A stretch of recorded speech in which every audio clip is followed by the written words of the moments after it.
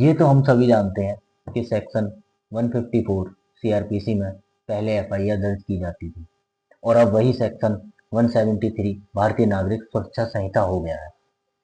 लेकिन एक बड़ा बदलाव ये हुआ है कि जहाँ पर सेक्शन 154 सीआरपीसी बोलता था कि किसी भी कॉग्निजेबल ऑफेंस की एफआईआर होना मैंडेटरी है, यानी कि ज़रूरी है, वहीं सेक्शन 173 बीएनएसएस बोलता है कि अगर कोई कॉग्निजेबल ऑफेंस है तो वो कहीं पर भी हुआ हो तो उसके लिए एफआईआर रजिस्टर्ड होना वो मैंडेटरी है।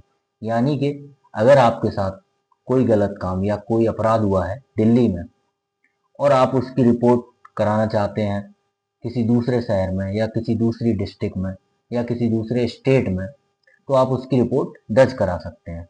और इसी कॉन्सेप्ट को हम बोलते हैं जीरो एफआईआर। जीरो एफआईआर जो कि जस्टिस वर्मा कमेटी की रिपोर्ट 2013 के बाद जो आई थी, निर्भया कांड के बाद, उसकी रिकमेंडेशन पर हमारे बीएनएसएस में इसको लागू किया गया है।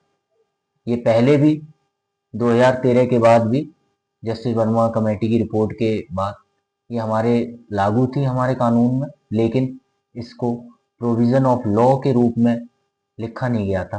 लेकिन अब नई बीएनएसएस में इसको लिखा गया है और इसको लागू किया गया। तो जीरो एफआईआर क्या है?